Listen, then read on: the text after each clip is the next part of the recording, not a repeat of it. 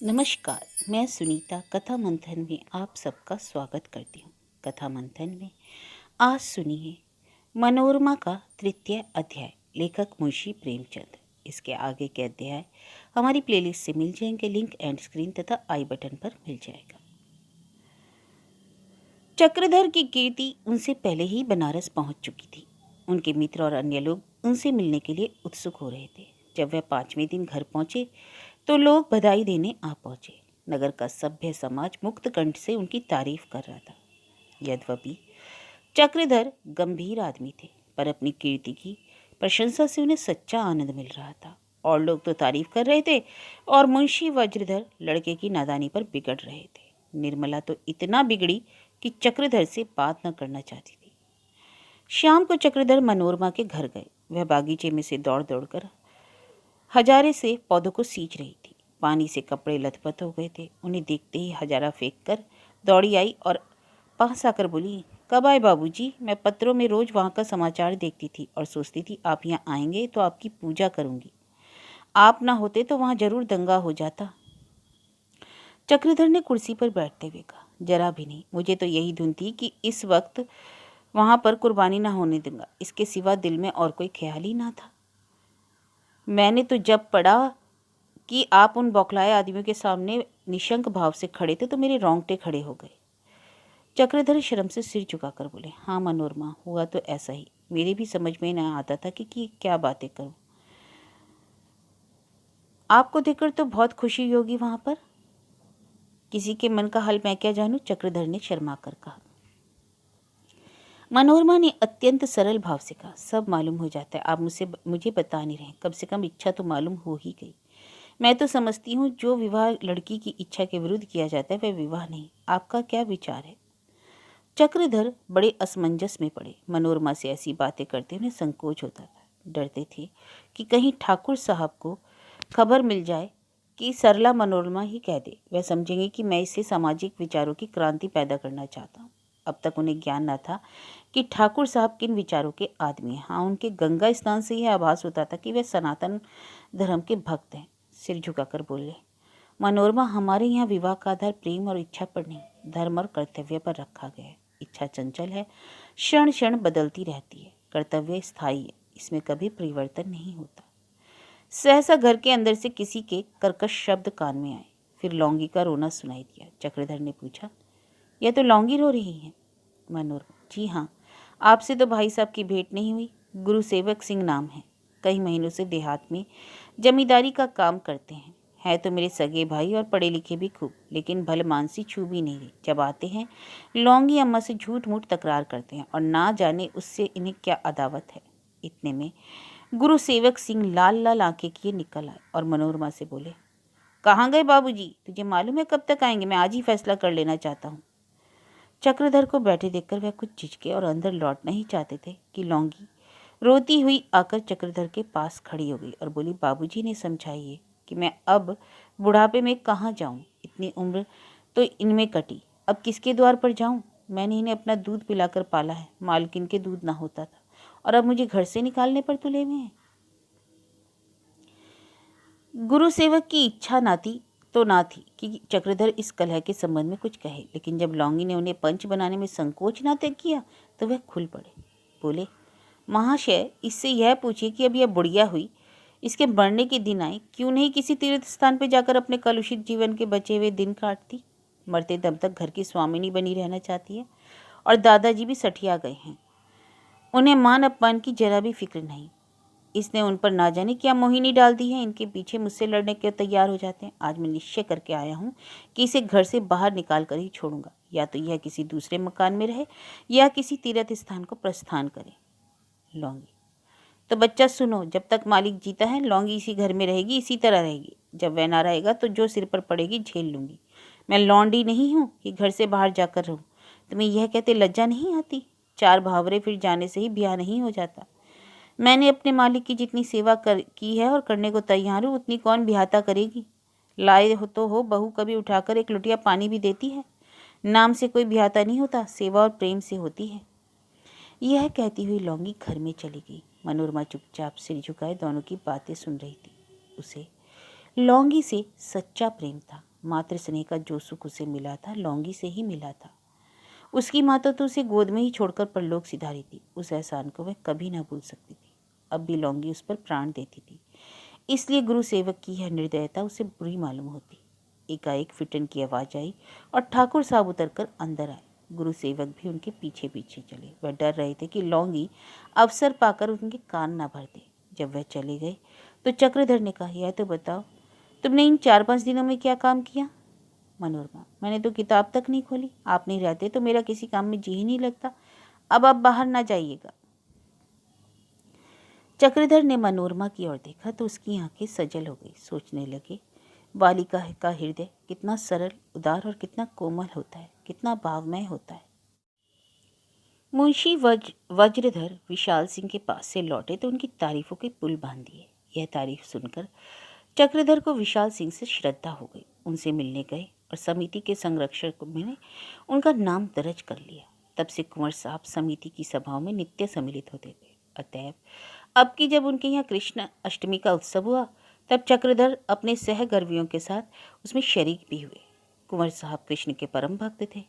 उनका जन्म उत्सव बड़ी धूमधाम से मनाते थे। उनकी स्त्रियों में भी इस विषय में मतभेद था। रोहिणी कृष्ण की उपासक थी तो वसुमती रामनवमी का उत्सव मनाती थी। रही रामप्रिया, वह तो कोई व्रत ही न रखती थी।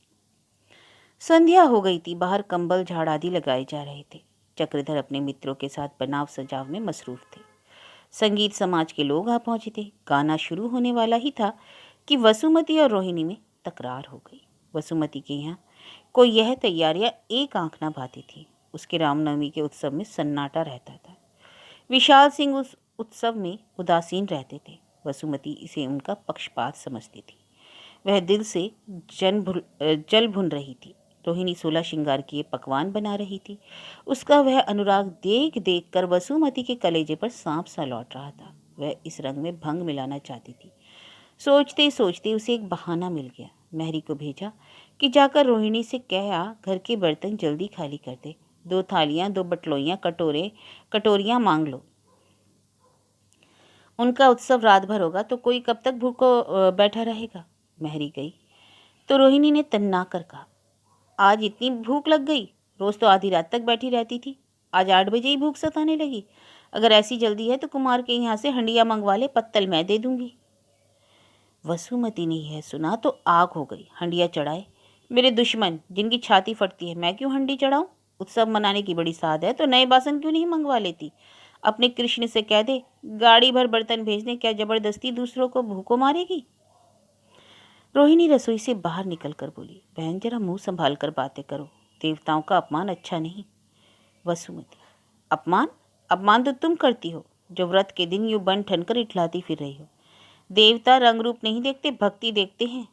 रोहिणी, क्या आज लड़ने ही पर उतारू होकर आई हो क्या? भगवान सब दुख दे पर बुरी संगत ना दे। लो, यह गहने कपड़े आंखों में गड़ रहे हैं ना पहनूंगी। जाकर बाहर कह दे पकवान प्रसाद किसी हलवाई से बनवा ले। मुझे क्या, मेरे मन का हाल भगवान आप जानते हैं। पड़ेगी उन पर जिनके कारण यह सब हो रहा है। यह कहकर रोहिणी अपने कमरे में चली गई। सारे गहने कपड़े उतार फेंके और मुंह ढककर चारपाई पर पड़ी रही। ठाकुर साहब ने यह समाचार सुना तो माथा कूटकर बोले, इन चंडालिनों से आज शुभ उत्सव के दिन भी शांत नहीं बैठा जाता। इस जिंदगी से तो मौत अच्छी। घर में आकर रोहिणी से बोले, तुम मुंह ढककर सो रही हो, चलो उठकर पकवान बनाती हो या नहीं? रोहिणी ने पड़े पड़े उत्तर दिया, फट पड़े वह सोना जिसमें टूटे कान। ऐसे उत्सव से बाज आई जिसे देखकर घर वालों की छाती फटे। विशाल सिंह, तुमसे तो बार बार कहा है कि उसके मुंह ना लगा करो। एक चुप 100 वक्ताओं को हरा देता है, फिर तुमसे बड़ी भी तो ठहरी। यूं भी तुमको उनका लिहाज करना ही चाहिए।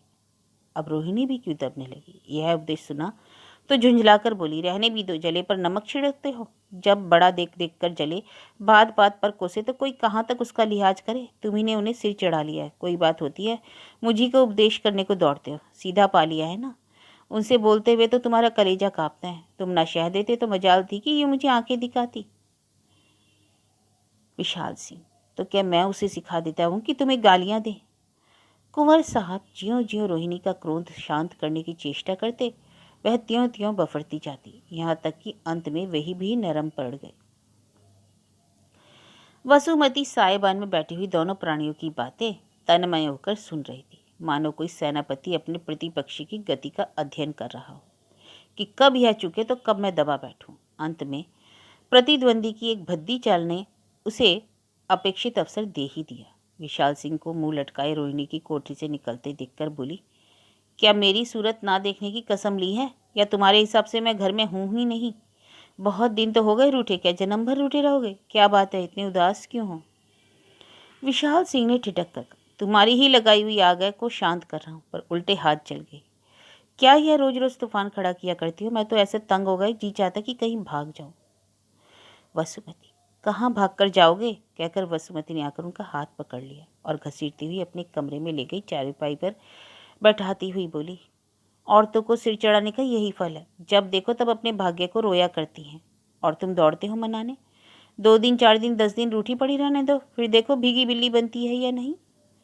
विशाल सिंह, यहाँ वह खटवांस लेकर पड़ी, अब पकवान कौन बनाएगा?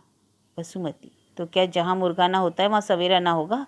ऐसा कौन सा बड़ा काम है, मैं बनाई देती हूँ। विशाल सिंह ने पुलकित होकर कहा, बस कुलवंती स्त्रियों का यही धर्म है। विजय के गर्व से फूली हुई वसुमती आधी रात तक बैठी भांति भांति के पकवान बनाती रही। रामप्रिया ने उसे बहुत व्यस्त देखा तो वह भी आ गई। दोनों मिलकर काम करने लगी। विशाल सिंह बाहर गए, कुछ देर गाना सुनते रहे, पर वहां जी न लगा तो भीतर चले आए। रसोई घर के द्वार पर मोड़ा डालकर बैठ गए। भय था कहीं रोहिणी कुछ कह ना बैठे और फिर दोनों ही लड़ मरे। वसुमती ने कहा, अभी महारानी नहीं उठी क्या? इससे छिपकर बातें सुनने की बुरी लत है, मोहब्बत तो इसे छू नहीं गई है। अभी तुम 3 दिन बाहर कर आते रहे, पर कसम ले लो जो उसका मन जरा भी मैला हुआ ऐसी औरतों पर कभी विश्वास ना करो। विशाल सिंह, सब देखता हूँ समझता हूँ, निरा गधा तो नहीं हूँ। वसुमती, यही तो रोना है कि तुम देखकर भी नहीं देखते, समझकर भी नहीं समझते। आदमी में सब ऐब हो, किंतु मेहर बस ना हो। विशाल सिंह, मैं मेहर हूँ, बस हूँ? मैं उसे ऐसी वैसी बातें कहता हूँ कि वह भी याद करती होगी। रामप्रिया, कड़ी बात भी हंसकर कही जाए तो मीठी हो जाती है। विशाल सिंह, हंसकर नहीं कहता, डांटता हूँ, फटकारता हूँ। वसुमती, डांटते होंगे मगर प्रेम के साथ। ढलती उम्र में सभी मर्द तुम्हारे ही जैसे तो हो जाते हैं। कभी कभी तुम्हारी लंपटता पर मुझे हंसी आती है। आदमी कड़े दम चाहिए। जैसे घोड़ा पैदल और सवार पहचानता है, उसी तरह औरत भी भगवे और मर्द को पहचानती है। विशाल सिंह, मैंने तो अपनी जान से कभी लगाम ढीली नहीं की, आज ही देखो कैसी फटकार बतलाई है। वसुमती, क्या कहना, जरा मुझे खड़ी कर लो। लाओ पगैया, मैं सवार दूं। यह नहीं कहते कि उसने ऐसी ऐसी चोटें दी कि भागते बने।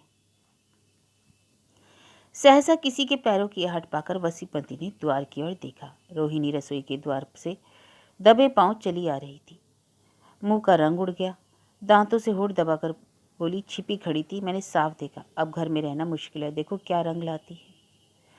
विशाल सिंह ने पीछे की ओर सशंक नेत्रों से देखकर कहा, बड़ा गजब हुआ, चुड़ैल सब सुन गई, मुझे जरा भी आहट ना मिली। वसुमती, ओह, रानी रूठेगी, अपना सुहाग लगी, कोई कहाँ तक डरे, आदमियों को बुलाओ, यह सब सामान यहाँ से ले जाए। भादों की अंधेरी रात थी, हाथ को हाथ ना सूझता था। मालूम होता था पृथ्वी पाताल में चली गई या किसी विराट जंतु ने निकल लिया। मोमबत्तियों का प्रकाश उस तिमिर सागर में पांव रखते कांपता था। विशाल सिंह भोग के पदार्थ थालियों में भरवा भरवा कर बाहर रखवाने में लगे हुए थे। एकाएक रोहिणी एक चादर ओढ़े घर से निकली और बाहर की ओर चली। विशाल सिंह दहलीज पर द्वार पर खड़े थे। इस भरी सभा में उसे यूं निशंक भाव से निकलते देखकर उनका रक्त खौलने लगा। जरा भी न पूछा कहाँ जाती हो, क्या बात है, मूर्ति की भांति खड़े रहे। सब लोग अपने अपने काम में लगे हुए थे। रोहिणी पर किसी की निगाह ना पड़ी। इतने में चक्रधर उनसे कुछ पूछने आए तो देखा कि मैरी उनके सामने खड़ी है, क्रोध से आंखें लाल किए। अगर वह मेरी लौंडी नहीं है तो मैं भी उसका गुलाम नहीं हूँ, जहाँ इच्छा हो जाए जाए, इस घर में कदम न रखने दूंगा। जब चक्रधर को रानियों के आपसी झगड़े और रोहिणी के घर से निकल जाने की बात मालूम हुई तो उन्होंने लपक कर एक लालटेन उठा ली और बाहर निकलकर दाएं बाएं निगाहें दौड़ाते तेजी से कदम बढ़ाते हुए चले। कोई 200 कदम गए होंगे कि रोहिणी एक वृक्ष के नीचे दिखलाई दी। ऐसा मालूम होता था छिपने के लिए कोई जगह तलाश कर रही है। चक्रधर उसे देखकर लपककर समीप पहुंचे और घर चलने के लिए समझाने लगे। पहले तो रोहिणी राजी ना हुई, लेकिन चक्रधर के समझाने बुझाने पर घर लौट पड़ी। जब दोनों आदमी घर पहुंचे तो विशाल सिंह अभी तक वहां मूर्तिवत खड़े थे। मैरी भी खड़ी थी। भक्तजन अपना अपना काम छोड़कर लालटेन की ओर ताक रहे थे। सन्नाटा छाया हुआ था। रोहिणी ने दहलीज में कदम रख, मगर ठाकुर साहब ने उसकी ओर आंख उठाकर बिना देखा। जब वह अंदर चली गई तो उन्होंने चक्रधर का हाथ पकड़ लिया और बोले, मैं तो समझता था कि किसी तरह नहीं आएगी, आप खींच लाए। क्या बहुत बिगड़ती थी?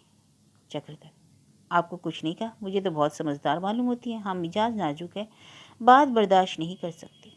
विशाल सिंह, मैं यहाँ से तो टला नहीं, लेकिन सच पूछिए, जाती मेरी ही थी। मेरा क्रोध बहुत बुरा है, अगर आप ना पहुंच जाते तो बड़ी मुश्किल पड़ती। जान पर खेल जाने वाली स्त्री है, आपका यह एहसान नहीं भूलूंगा। देखिए तो सामने कुछ रोशनी सी मालूम हो रही है, बैंड भी बज रहा है, क्या माजरा है? सैकड़ों आदमी कतार बांधे मशालों और लालटेनों के साथ चले आ रहे थे। आगे आगे 2 अश्वारोही भी नजर आते थे। बैंड की मनोहर ध्वनि भी आ रही थी। सभी लोग बड़े कौतूहल से आने वाले को देख रहे थे। कोई 10-12 मिनट में विशाल सिंह के घर के सामने आ पहुंचे। आगे आगे 2 घोड़ों पर मुंशी वज्रधर और ठाकुर हरसेवक सिंह थे। कोई 25-30 आदमी साफ सुथरे कपड़े पहने चले आते थे। मकान के सामने पहुंचते दोनों सवार घोड़ों से उतर पड़े और हाथ बांधे कुंवर साहब के सामने खड़े हो गए। मुंशी जी की तो सजधज निराली थी। सिर पर एक शमला था, देह पर एक नीचा आबा। ठाकुर साहब भी हिंदुस्तानी लिबास में थे। मुंशी जी खुशी से मुस्कुराते थे, पर ठाकुर साहब का मुख मलिन था। ठाकुर साहब बोले, दीन बंधु, हम सब आपके सेवक आपकी सेवा में यह शुभ सूचना देने के लिए हाजिर हुए हैं कि महारानी ने राज्य से विरक्त होकर तीर्थ यात्रा को प्रस्थान किया और अब हमें श्रीमान की छत्र छाया के नीचे आश्रय लेने का वह स्वर्ण अवसर प्राप्त हुआ है, जिसके लिए हम सदैव ईश्वर से प्रार्थना करते हैं। यह पत्र है जो महारानी ने श्रीमान के नाम लिख रखा है। कुंवर साहब ने एक ही निगाह में उसे पढ़ लिया और उनके मुख पर मंद हास्य की आभा झलकने लगी। पत्र जेब में रखते हुए बोले, यद्यपि महारानी की तीर्थ यात्रा का समाचार जानकर मुझे अत्यंत खेद हो रहा है, लेकिन इस बात का सच्चा आनंद भी है कि उन्होंने निर्वित मार्ग पर पग रखा। मेरी ईश्वर से यही विनय है कि उसने मेरी गर्दन पर जो कर्तव्य भार रखा है उसे संभालने की शक्ति मुझे दे और प्रजा के प्रति मेरा जो धर्म है उसका पालन करने की भी शक्ति प्रदान करे। इतने में कृष्ण के जन्म का मुहूर्त आ पहुंचा। सारी महफिल खड़ी हो गई और सभी उस्तादों ने एक स्वर में मंगल गान शुरू किया। साजों के मेले ने समा बांध दिया। केवल 2 ही प्राणी ऐसे थे जिन्हें इस समय चिंता घेरे हुई थी। एक तो ठाकुर हरसेवक सिंह, दूसरे कुंवर विशाल सिंह। एक को यह चिंता लगी थी कि देखे कल क्या मुसीबत आती है, और दूसरे को यह फिक्र थी कि इस दुष्ट से क्यों कर पुरानी कसर निकालूं। चक्रधर अब तक तो लज्जा से मुंह छिपाए बाहर खड़े थे। मंगल गान समाप्त होते ही आकर प्रसाद बांटने लगे। किसी ने मोहन भोग का थाल उठाया, किसी ने फलों का, कोई पंचामृत बांटने लगा। हरबोंग सा ही मच गया। कुंवर साहब ने मौका पाया तो उठे और मुंशी वज्रधर को इशारे से बुला दलान में ले जाकर पूछने लगे। दीवान साहब ने तो मौका पाकर खूब हाथ साफ किए। वज्रधर, मैंने तो कोई ऐसी बात नहीं देखी, बेचारे दिन भर सामान की जांच पड़ताल करते रहे, घर तक ना गए। विशाल सिंह, यह सब तो आपके कहने से किया, आप ना होते ना जाने क्या गजब ढाते। आपको पुरानी क्या मालूम नहीं, इसने मुझ पर बड़े बड़े जुल्म किए हैं, इसी के कारण मुझे जगदीशपुर छोड़ना पड़ा। बस चल रहा होता तो इसने मुझे कत्ल करा दिया होता। वज्रधर, गुस्ताखी माफ़ कीजिएगा, आपका बस चलता तो क्या रानी जी की जान बच जाती या दीवान साहब जिंदा रहते। उन पिछली बातों को भूल जाइए। भगवान ने आज आपको ऊंचा रुतबा दिया है, अब आपको उदार होना चाहिए। मैंने ठाकुर साहब के मुंह से एक भी बात ऐसी नहीं सुनी जिससे यह जान सकूं कि आपसे कोई अदावत रखते हैं। विशाल सिंह ने कुछ लज्जित होकर कहा, मैंने निश्चय कर लिया था कि सबसे पहला वार इन्हीं पर करूंगा, लेकिन आपकी बातों ने मेरा विचार पलट दिया। आप भी उन्हें समझा दीजिएगा कि मेरी तरफ से कोई शंका ना रखें। यह कहकर कुंवर साहब घर में गए। सबसे पहले रोहिणी के कमरे में कदम रखा। पति की निष्ठुरता ने आज उसकी मदानंद आंखें खोल दी थी। कुंवर साहब ने कमरे में कदम रखते ही कहा, रोहिणी, ईश्वर ने आज हमारी अभिलाषा पूरी की। रोहिणी, तब तो घर में रहना और भी मुश्किल हो जाएगा। जब कुछ ना था तभी मिजाज ना मिलता था, अब तो आकाश पर चढ़ जाइएगा। काहे को कोई जीने पाएगा। विशाल सिंह ने दुखित होकर कहा, प्रिय, यह इन बातों का समय नहीं, ईश्वर को धन्यवाद दो, उसने हमारी विनती सुन ली। रोहिणी, जब अपना ही कोई नहीं रहा तो राजपाट लेकर चाटूंगी। विशाल सिंह को क्रोध था है, लेकिन इस भय की बात बढ़ जाए कुछ बोले नहीं। वहां से वसुमती के पास पहुंचे। वह मुंह लपेटे पड़ी थी। जगाकर बोले, क्या सोती हो, उठो, खुशखबरी सुनाए। वसुमती, पटरानी को तो सुनाई आए, मैं सुनकर क्या करूँगी? अब तक जो बात मन में थी आज तुमने खोल दी, तो यहाँ बचा हुआ सत्तू खाने आए हो? विशाल सिंह दुखी होकर बोले, यह बात नहीं वसुमती, तुम जानबूझकर नादान बनती हो। मैं इधर ही आ रहा था, ईश्वर से कहता हूँ। उसका कमरा अंधेरा देखकर चला गया कि देखो क्या बात है। मुझसे बातें ना बनाओ, समझ गई? जो एक औरत को काबू नहीं रह सकता वह रियासत का भार क्या संभालेगा? यह कहकर वह उठी, झल्लाई हुई छत पर चली गई। विशाल सिंह कुछ देर उदास खड़े रहे, तब राम प्रिया के कमरे में प्रवेश किया। वह चिराग के सामने बैठी कुछ लिख रही थी। पति की आहट पाकर सिर उठाया तो आंख में आंसू भरे हुए। विशाल सिंह ने पूछा, क्या बात है प्रिय, रो क्यों रही हो? मैं तुम्हें खुशखबरी सुनाने आया। राम प्रिया ने आंसू पोंछते हुए कहा, सुन चुकी, मगर आप उसे खुशखबरी कैसे कह सकते हैं? मेरी प्यारी बहन सदा के लिए संसार से चली गई, क्या यह खुशखबरी है? दुखिया ने संसार का कुछ सुख ना देखा, उसका तो जन्म ही व्यर्थ हुआ। रोते रोते उम्र बीत गई। यह कहते कहते रामप्रिया सिसक सिसक कर रोने लगी। विशाल सिंह को उसका रोना बुरा मालूम हुआ। वे बाहर आकर महफिल में बैठ गए। सितार बज रहे थे। सारी महफिल तन्मय हो रही थी। जो लोग फजलू का गाना ना सुन सके वे भी इस वक्त सिर घुमाते हुए झूमते नजर आते थे। किंतु इस आनंद और सुधा के अनंत प्रवाह में एक प्राणी हृदय की ताप से विकल हो रहा था। वह राजा विशाल सिंह थे। सारी बारात हंसती थी और दूल्हा रो रहा था। दूसरी वर्षा भी आधी से ज्यादा बीत गई, लेकिन चक्रधर ने माता पिता से अहिल्या का वृतांत गुप्त रखा। जब मुंशी जी पूछे, वहां क्या बात कराए, आखिर यशोदा नंदन को विवाह करना है या नहीं? ना करना हो तो साफ साफ कह दे, करना हो तो उसकी तैयारी करे। तो चक्रधर इधर उधर की बातें करके टाल जाते। उधर यशोदा नंदन बार बार लिखते, तुमने मुंशी जी से सलाह की या नहीं? अगर तुम्हें उनसे कहते शर्म आती हो तो मैं आकर कहूँ। आखिर इस तरह कब तक समय टालोगे? अहिल्या तुम्हारे सिवा और किसी से विवाह ना करेगी। चक्रधर इन पत्रों के जवाब में भी यही लिखते, मैं खुद फिक्र में हूँ, ज्यों ही मौका मिलेगा जिक्र करूंगा। मुझे विश्वास है कि पिताजी राजी हो जाएंगे। जन्माष्टमी के उत्सव के बाद मुंशी जी घर आए तो उनके हौसले बढ़े हुए थे। राजा साहब के साथ ही साथ उनके सौभाग्य का सूर्य उदय होता हुआ मालूम होता था। अब वे अपने शहर के किसी रईस के घर चक्रधर की शादी कर सकते थे। लेकिन मुंशी यशोदा नंदन को वचन दे चुके थे, इसलिए उनसे एक बार पूछ लेना उचित था। अगर उनकी तरफ से जरा भी विलंब हो तो साफ कह देते कि मुझे यह विवाह मंजूर नहीं। यूं तो दिल में निश्चय करके एक दिन भोजन करते समय उन्होंने चक्रधर से कहा, मुंशी यशोदा नंदन भी कुछ उल जुलूल आदमी है, अभी तक कानों में तेल डाले हुए है। चक्रधर, उनकी तरफ से तो देर नहीं है, वह तो मेरे खत का इंतजार कर रहे हैं। वज्रधर, तो मैं तैयार हूँ, लेकिन अगर उन्हें कुछ पेशोपेश है तो मैं उन्हें मजबूर नहीं करना चाहता। यहाँ सैकड़ों आदमी मुंह खोले खड़े हैं। आज उन्हें लिख दो, या तो इसी जाड़े में शादी कर दें या कहीं और बातचीत करें। चक्रधर ने देखा कि अवसर आ गया, आज निश्चय कर लेना चाहिए। बोले, पेशोपेश में जो कुछ होगा आपकी तरफ से होगा। बात यह है कि वह कन्या मुंशी यशोदा नंदन की पुत्री नहीं है। वज्रधर, पुत्री नहीं है? वह तो लड़की ही बताते थे। खैर, पुत्री ना होगी, भतीजी होगी, भांजी होगी, नातिन होगी, बहन होगी। मुझे आम खाने से मतलब है, पेड़ गिनने से नहीं। चक्रधर, वह लड़की उन्हें किसी मेले में मिली थी, तब उसकी उम्र 3-4 बरस की थी। उन्हें उस पर दया आ गई, घर लाकर पाला पढ़ाया लिखाया। वज्रधर स्त्री से बोले, कितना दगाबाज आदमी है, क्या अभी तक लड़की के माँ बाप का पता नहीं चला? चक्रधर, जी नहीं, मुंशी जी ने उनका पता लगाने की बड़ी चेष्टा की पर कोई फल ना निकला। अच्छा, तो यह किस्सा है? बड़ा झूठा आदमी है, बना हुआ मक्कार। निर्मला, तुम साफ साफ लिख दो, मुझे नहीं करना है बस। वज्रधर, मैं तुमसे तो सलाह नहीं पूछता हूँ, मैं खुद जानता हूँ कि ऐसे धोखेबाजों के साथ कैसे पेश आना चाहिए। खाना खाकर दोनों आदमी उठे तो मुंशी जी ने कहा, कलम दवात लाओ, मैं इसी वक्त यशोदा नंदन को खत लिख दूं। बिरादरी का वास्ता ना होता तो हर जाने का दावा कर देता। चक्रधर आरक्त मुंह और संकोच रुद्ध कंठ से बोले, मैं तो वचन दे आया था। वज्रधर, तो यह क्यों नहीं कहते कि तुमने सब कुछ आप ही आप तय कर लिया? तुमने लड़की सुंदर देखी, रीझ गए, मगर याद रखो, स्त्री में सुंदरता ही सबसे बड़ा गुण नहीं है। मैं तुम्हें यह शादी हरगिज न करने दूंगा।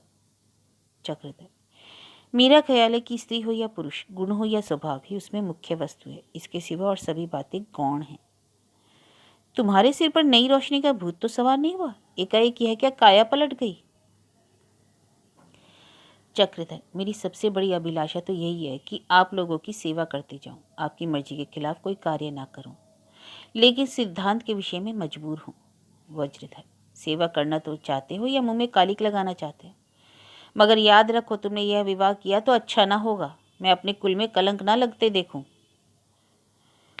चक्रधर, तो मेरा भी यही निश्चय है कि मैं और कहीं विवाह ना करूंगा। यह कहते हुए चक्रधर बाहर चले आए और बाबू यशोदानंदन को एक पत्र लिखकर सारा किस्सा बयान किया।